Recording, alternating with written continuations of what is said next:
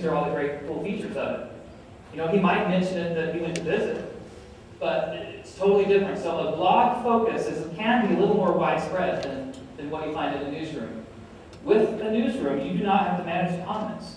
I have heard some suggest that you should allow comments in a newsroom. I don't think you should. I think it should be your channel that you control, your own CNN, so to speak, where you publish information. And you get the same search benefits as a blog. And here's the other key benefit for any working professionals, or if you have to sell the idea of a newsroom. It's content that you're already creating. With a blog, you've probably got to set up a whole new process and procedure for writing articles and getting them approved and publishing them. With a newsroom, you're probably already doing press releases, at least every now and then, and the process is probably already in place, and the approvals. So just use that content, put it on the web. Okay? Quick example. I moved my agency from Henderson, from Las Vegas, to Bountiful last October. In December, I got a call from a marketing firm, one of those sales calls where they say, "Do you know your site doesn't show up in search results, and we can help you?" They say, "You don't have any, Salt Lake City keywords on your website." And I'm like, whatever. But I went and looked, and sure enough, everything was optimized for Las Vegas PR firm, and Las Vegas marketing firm, and all this stuff. So I did a series of press releases back in mid-December that starts out, Salt Lake City marketing firm, Codella Marketing does this. Salt Lake City marketing firm president, Pete Codella, does this. And yeah, I'm kind of throwing the gauntlet out there for anyone who wants to challenge this, but if you search for Salt Lake marketing firm in Google, guess what website is #1? My newsroom. My little old one-person newsroom, out of all the marketing firms in Salt Lake City who've been here for years and years and years and have great reputations, if someone just searches for Salt Lake marketing firm in Google, I am #1. That's the power of an online newsroom, and of using keywords and frequency in either a newsroom or a blog or whatever tool you want to use it in, but something that is indexed by Google. Okay?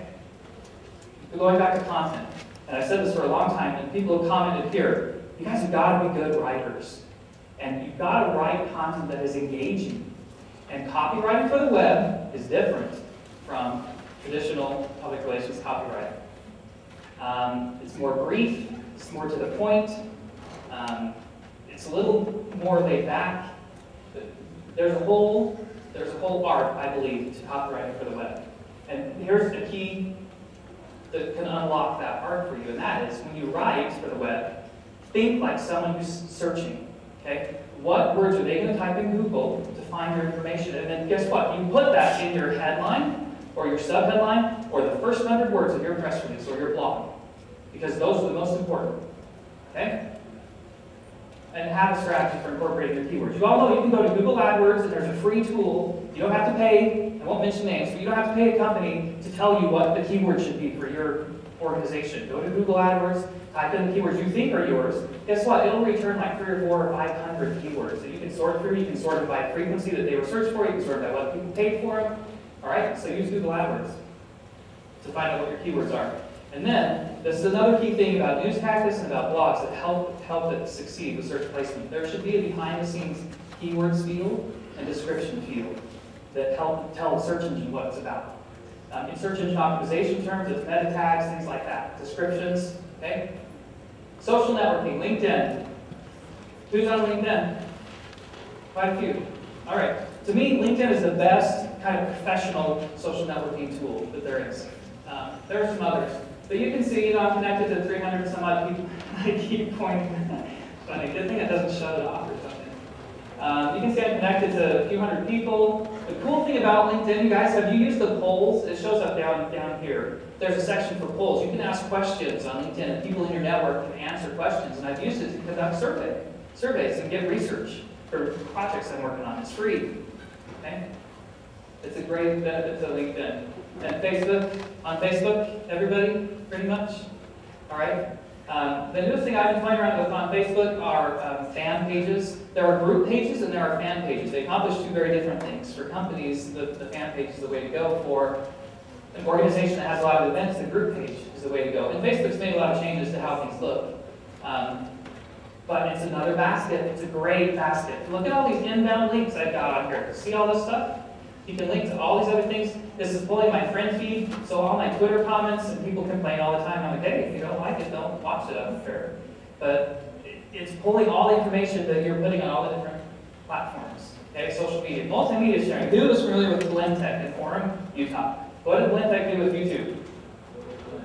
Will it blend? Yeah. And they took a blender and an iPhone and dropped it in and pushed blend. And what happened to the iPhone?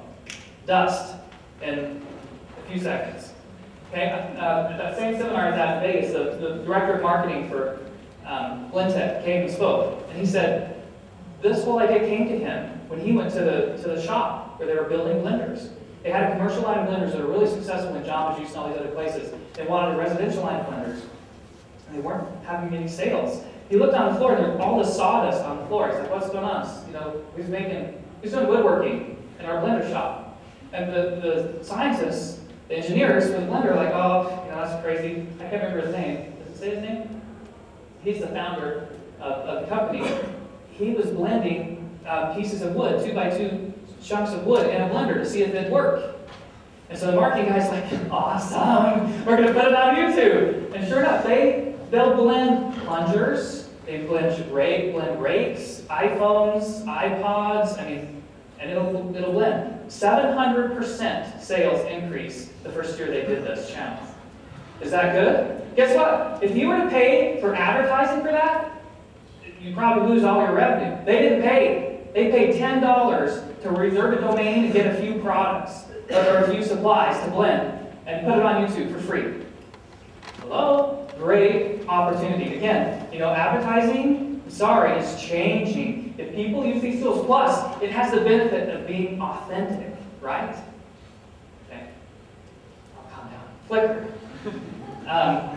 My brother-in-law builds pools in southern Utah, and he called me at Christmas time and said, "Pete, you know, things are slow. People aren't building pools right now." And I'm like, "Yeah, you think, with the economy, right?"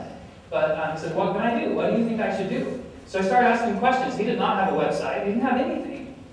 So he did a website and a couple other things for him. But you know what? Flickr is really cool. If your product is graphic, okay? If you're an architect, if you're an artist, if you're a pool builder, use Flickr for free, again, free, to post your images. And then look, do you see this description right here? When you do a description, put in your URL or embed it in the image so they know what website to go to. This is another basket. It's a free basket that you can manage to direct people to other places. So especially for things that are visual, use things like YouTube and Flickr.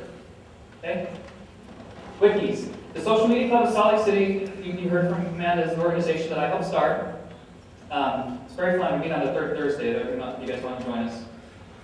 And the organization uses a wiki to manage the organization. If you have a limited budget, if you're working for a nonprofit, if you've got a big project that you don't know how to manage, you've got a lot of people in a lot of places working on it, use a wiki. Because it tracks what you do, it tracks who edits. So you can see this was edited by me 2 weeks ago, whenever I took a screenshot. But you can build pages and share information together. It's like your own website, but it's an intranet site because it only goes to people you share it with, unless you choose to publish it and let everyone in the world have access to it like Wikipedia does.